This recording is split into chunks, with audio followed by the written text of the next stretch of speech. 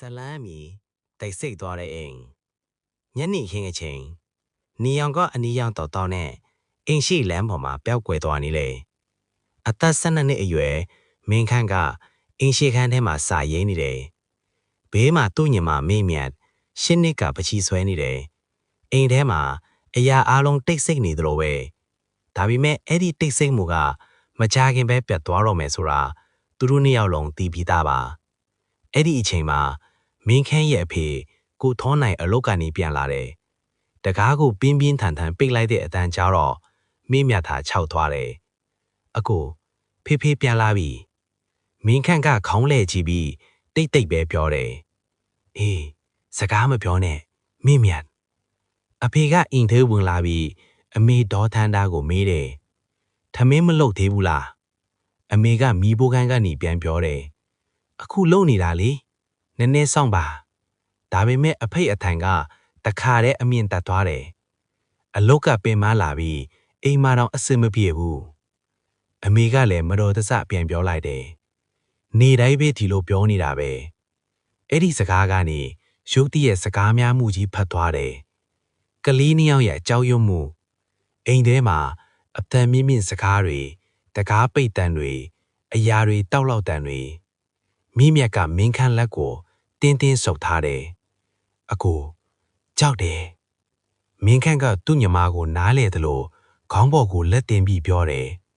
ဘာမှမဖြစ်ဘူးဒါပေမဲ့သူ့အတန်တောင်တုန်နေတယ်မင်းခန့်ကသိတယ်ဒီလိုရန်ဖြစ်တာဟာတနေ့နေ့မဟုတ်တော့ဘူးနေတိုင်းလိုဖြစ်နေတယ်ကျောင်းမှာပါထိခိုက်လာတယ်ဒီနေ့မှာကျောင်းဆရာမကမင်းခန့်ကိုခေါ်တယ်မင်းခန့်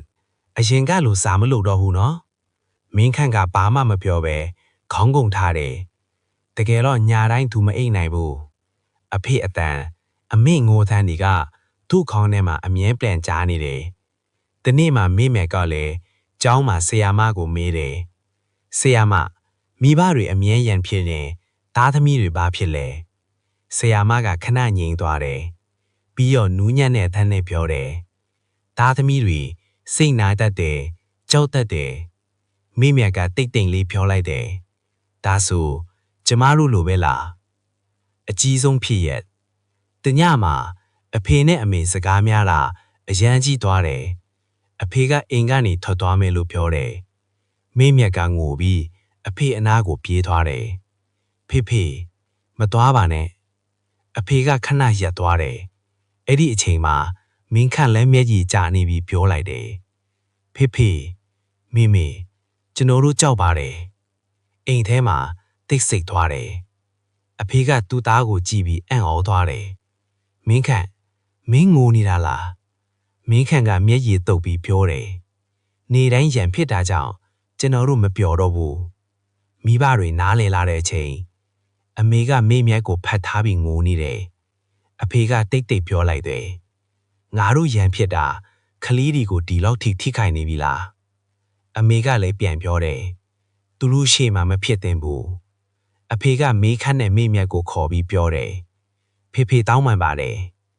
နောက်ဆုံးအဲ့ဒီနေကစားပြီးအဖေနဲ့အမေစကားပြောတဲ့အခါအယမ်းတတိထားလာကြတယ်အိမ်ထဲမှာအတန်မြင့်မြင့်စကားတွေမကြားတော့ဘူးတညမှာမေးမြတ်ကမင်းခန့်ကိုပြောတယ်